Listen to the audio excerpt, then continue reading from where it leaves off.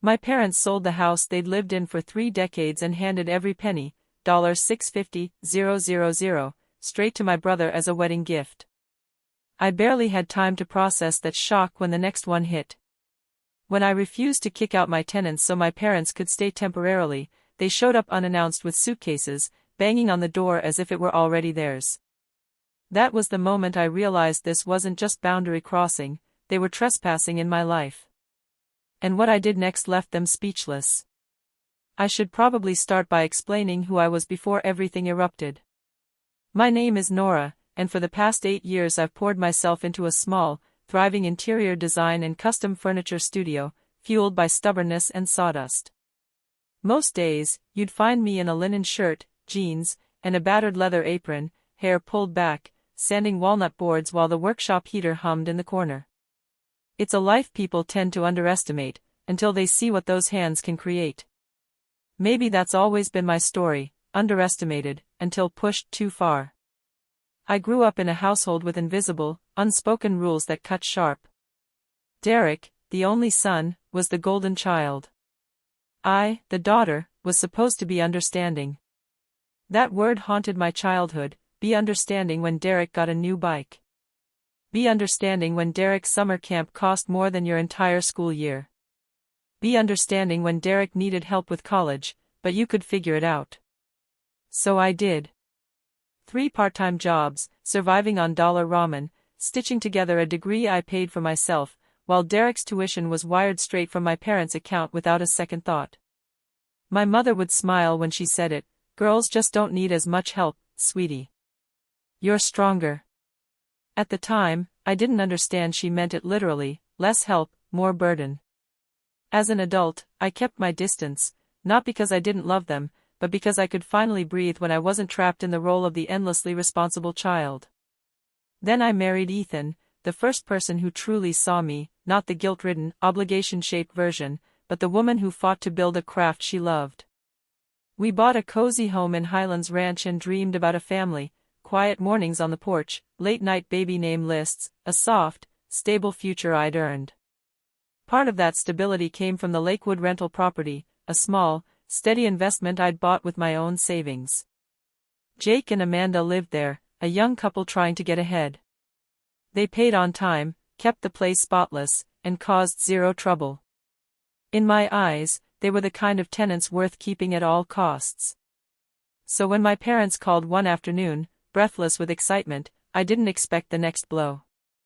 They told me they'd sold the house, 30 years of memories, Dad's porch swing, Mom's 3-time painted kitchen. I imagined them enjoying a slower pace, maybe even taking care of Cruz's garden. I smiled when Mom described how quickly the sale went. Then she dropped it, "We gave all the money to Derek, $650,000. Isn't that great?" I pressed the phone to my ear, waiting for a punchline, just kidding, anything, but she kept going, detailing the downtown penthouse Derek had picked out. And then came the line that changed everything, "We'll be staying at your rental for a while. Just ask the tenants to leave." I don't remember my words, probably flat and polite, the kind you use when your brain shuts down for self-preservation. I stared at my studio wall, surrounded by the sharp, grounding scent of freshly cut oak. They'd just given Derek $650,000, and without a second thought decided my investment property would serve as their fallback. No discussion, no request, just entitlement. I told Ethan that night. He leaned on the kitchen counter, listening quietly. "You're not seriously thinking of evicting them," he said gently. "Of course not," I replied instinctively. "It's not legal," he added. "And it's not right." I nodded, but my stomach clenched. I knew my parents didn't respect boundaries, they steamrolled them. The calls started the next morning. Mom first, sweet and anxious, "Nora, honey, you sounded stressed yesterday. We just need a place for a short while." Then Dad, sterner, "Your mother is upset. You should fix this." I repeated myself, "I can't remove tenants under a valid lease. It's illegal. It's unethical. Logic doesn't work on people who aren't listening." By noon, Mom was sobbing. By evening, Dad was lecturing me on family duty. By the next day, long-lost relatives were calling, "Your parents gave everything to Derek, and you can't do one small thing?" "It's not small," I said. "You're the successful one," she snapped. "You should help." That was the pattern. I was the capable, reliable daughter whose comfort didn't matter because I could handle it. Derek texted, "They need somewhere to stay. Be flexible, sis. Be flexible." As if a simple phrase could erase leases and common decency. I didn't reply. Then, 3 days later, the real chaos began. I was sanding a maple countertop in my studio when my phone buzzed non-stop. Jake's name lit up the screen. "Nora, there are people at the door saying they're moving in. Suitcases. They're yelling." My chest sank. "Describe them," I said. "It's an older couple. They say they're your parents." Of course they were. I told Jake to stay inside, to not answer the door, I'd be there.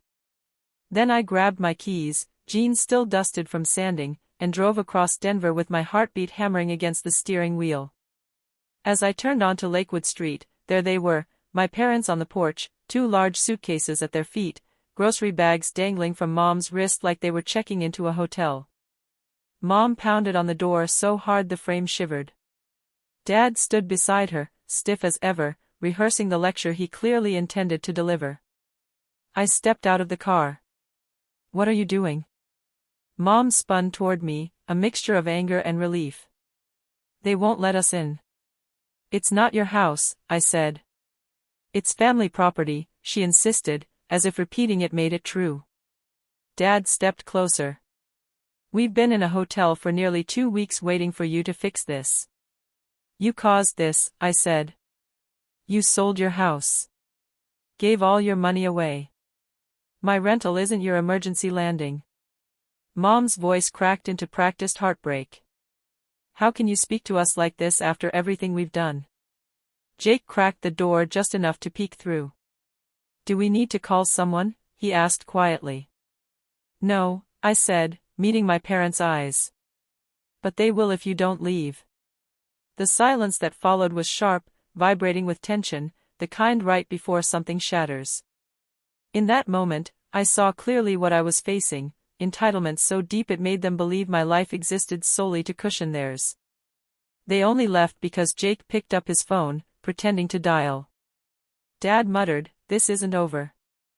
Mom cried loudly enough for the neighbors to peek, dragging her suitcase and Dad's behind them as if they'd been gravely wronged. I watched them drive away, a hollow ache spreading across my chest. Not guilt, just the knowledge this was just the first round. By sunrise the next day, the story had already shifted. My cousin Brandon messaged, "I can't believe you'd abandon your parents like this." Then Aunt Patricia, "We heard you refused them. They're practically homeless." Homeless, the word they chose, even though my parents had willingly given Derek every penny. The group chat I'd been added to filled with passive-aggressive lectures about family duty, respect for elders. Not one person asked what actually happened. Not one asked about Jake or Amanda or the lease. This wasn't concern, it was coordinated guilt.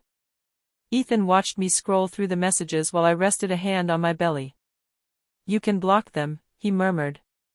"I know," I said.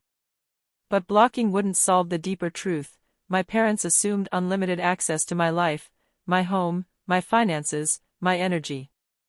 If I didn't stop it now, it would invade everything we were building. Around that time, I got word about Derek. Through cousin Maria, a neutral voice, I learned the bank had denied his mortgage, no income verification, no closing. Suddenly, my parents' urgency made sense. They'd poured everything into Derek's dream and now had nowhere to land. 2 days later, Derek called himself. "Things are tight. Brittany and I still owe $18,000 for the venue. Can you help?" "Only $18,000? I asked, as if my pantry was stuffed with cash for moments like this. Silence. Then offense. "Wow," he said. "Real supportive, sis." Supportive, another word turned weapon. That night, after another round of messages demanding I comply, I opened my laptop. I wrote an email, not emotional, not defensive, but factual, a clear timeline, lease screenshots, sale records, every detail laid bare. At the end, I added, "If anyone thinks my parents deserve housing more than my tenants, please let me know when they can move in with you." I sent it to 30 people. By morning, silence. Almost a full day. Long enough to hope the worst had passed. But entitlement doesn't disappear. It waits, reshapes itself, and comes back wearing a softer mask. It was a Saturday morning in early spring. Ethan and I were in the kitchen, sunlight spilling across counters, debating baby names. For the first time in weeks, my shoulders relaxed. My phone was quiet. My parents hadn't called. Even Derek was silent.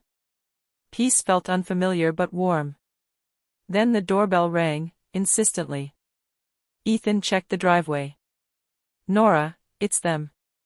Through the Ring app, I saw them, my parents on the porch, dressed neatly, as if arriving for dinner rather than ambushing me. Mom carried a bouquet. Dad a grocery bag. Mom leaned toward the camera, smiling in a way that felt rehearsed, not apologetic. "Sweetheart, we brought the ingredients for your favorite pot roast. Let us in." Ethan looked at me. "This is manipulation." I knew. My chest tightened at the truth I couldn't ignore. Her voice had that familiar pull, an old instinct to soothe, to give in, to make things easier. That was the role I'd been assigned my entire childhood. But I wasn't that girl anymore. Dad cleared his throat, addressing the camera. "We've had time to reflect. We made mistakes. Let's just talk like adults." Talk like adults. Every time he said that, it was control disguised as reason. I stayed in the hallway, phone in hand, not opening the door. Mom's voice wavered, pleading. "Please, honey. We've been staying somewhere awful. We're tired. We miss you." Ethan leaned close. "They're not here to apologize. They're here to get access."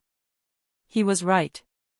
Every "sorry" was conditional, a thinly veiled demand for what I'd already refused. When I didn't respond, Dad's performance cracked. "Nora, this is childish. Open the door." Mom repeated it, louder this time. "We are your parents.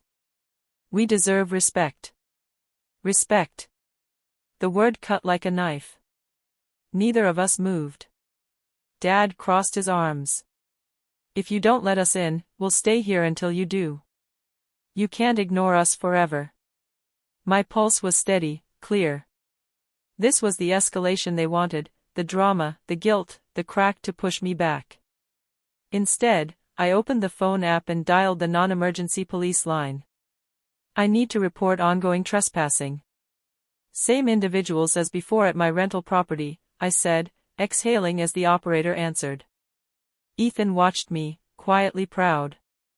I watched myself, finally stepping fully into my own life. Outside, my parents kept talking, oblivious to the call that would change everything. "Think about the baby, Mom," she pleaded, as if my pregnancy could sway me. "Not like this. Not with ownership mistaken for love." Dad knocked harder. "Nora, stop being dramatic." Almost laughable, coming from people orchestrating a doorstep intervention with flowers and guilt. When the police car turned onto the street, their heads snapped toward it. Mom's face crumpled. Dad's jaw tightened. For the first time, uncertainty. The officer approached calmly. "Ma'am, sir, the homeowner has asked you to leave the property." Mom gestured toward the door. "We're her parents." "She's not," Ethan said quietly behind me. "You need to leave now." "You've been asked before," the officer said firmly. Dad glared at the camera. "You'll regret this, Nora." Regret wasn't on the table. Relief was. They left slowly, theatrically, like actors hoping for sympathy.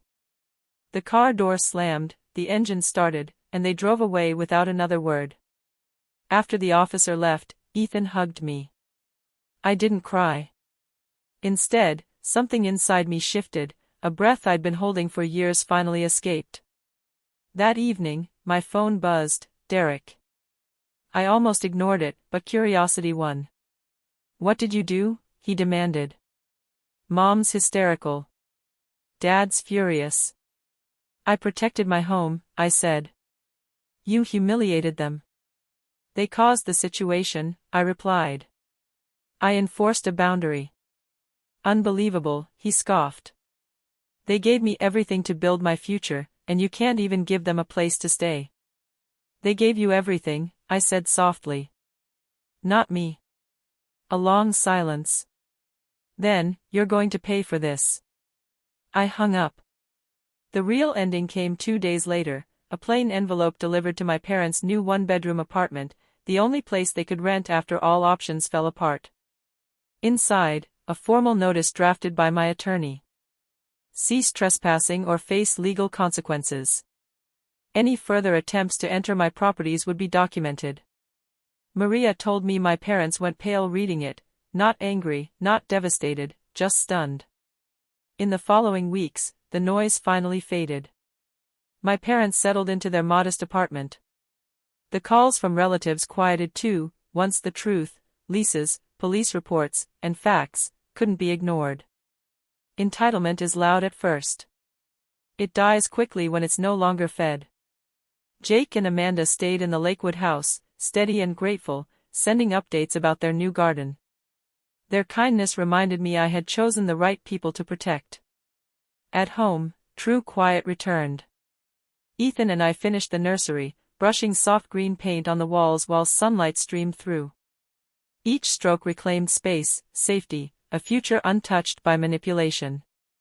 For the first time, my boundaries weren't questioned or punished. They simply existed, and life beyond them was peaceful. The hardest part wasn't calling the police on my own parents. The hardest part was realizing how long I had lived smaller than I needed, shrinking myself to keep the peace, accepting scraps of respect because daughters should be understanding. But peace built on silence isn't peace. It's surrender. And the day I stopped surrendering, my life opened fully. My parents may never understand the line I drew, but that line ensures my child will grow up in a home defined by love, not obligation. That is the legacy I choose. If this story resonates, share your experience in the comments. For more stories about setting boundaries and finding your voice, subscribe so you don't miss the next one.